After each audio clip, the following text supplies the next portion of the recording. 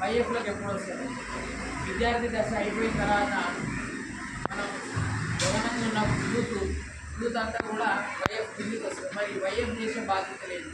SF అనేటిదేమో స్టూడెంట్స్కి ఉన్నటువంటి బాధల్ని అంటే వాళ్ళ ఫీజులు కట్టలేని క్రమంలో హాల్ టికెట్ ఇవ్వకుండా, ఎగ్జామ్లకు అలో చేయకుండా, కొన్ని విద్యా సంస్థలు అనేది చాలా అధిక ఫీజులు వసూలు చేస్తూ ఇట్లాంటిగా పిల్లల్ని ఇబ్బందులు పెట్టే క్రమంలో వీటన్నిటి కూడా ఎస్ఎఫ్ పరిష్కరిస్తే మరి వైఎఫ్ మనం ఈరోజు ముఖ్యంగా మాట్లాడుకున్నది మనం ఇక్కడ సమావేశం అయింది వైఎఫ్ పార్టీ నిర్మాణం, అంటే వైఎఫ్ శేర్లింగం తల్లి మండల నిర్మాణం.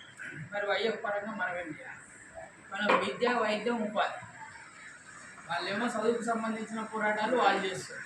వాళ్ళతో పాటు అనుబంధంగా మనం కూడా వాళ్ళు పిలిచినప్పుడు జాయింట్ కార్యక్రమాలు ఎస్ఎఫ్ వాళ్ళతో చేస్తూ మరి ముఖ్యంగా వైద్యం అనేది కూడా చాలా అవసరం. ఈ రోజులు మనం చూస్తుంటే మనకు నెలసరి ఆదాయం 20-30 వేలు వస్తే మనం నెలంతా పనిచేస్తే ఒక 6 నెలలకు సంవత్సరానికో ఒకడు మంచి హాస్పిటలైజ్ అయింది అని అంటే 4 లక్షలు 5 లక్షలు బతకడం అనేది ముందుకు సాగుతుంది. మీద ప్రభుత్వం మీద మనం ఫైట్ చేయాలి.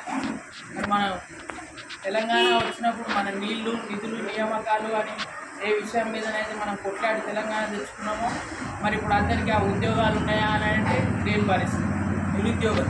దీని మీద కూడా ఈ ఏఐవైఎఫ్ అనేది పనిచేస్తుంది కామ్రేడ్స్.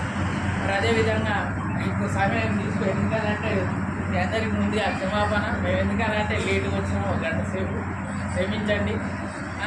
మరి ఇక రానున్న రోజులలో మీ అందరితో పాటు రాష్ట్రాలలో ఏది ఉపాధి, నిధులు, నియామకాలు, విద్య, వైద్యం వీటన్నిటి మీద కూడా మనం పోరాటం చేసి మన కింది స్థాయి కార్యకర్తలకు కావాల్సిన ప్రతి ఒక్క అవసరాలని మనం తెలుసుకొని వాళ్ళకు మనం వెనకాలనే ఉండి పనిచేద్దామని మీ అందరికీ తెలియజేస్తున్నాను. నాకు ఈ అవకాశం ఇచ్చినందుకు ధన్యవాదాలు.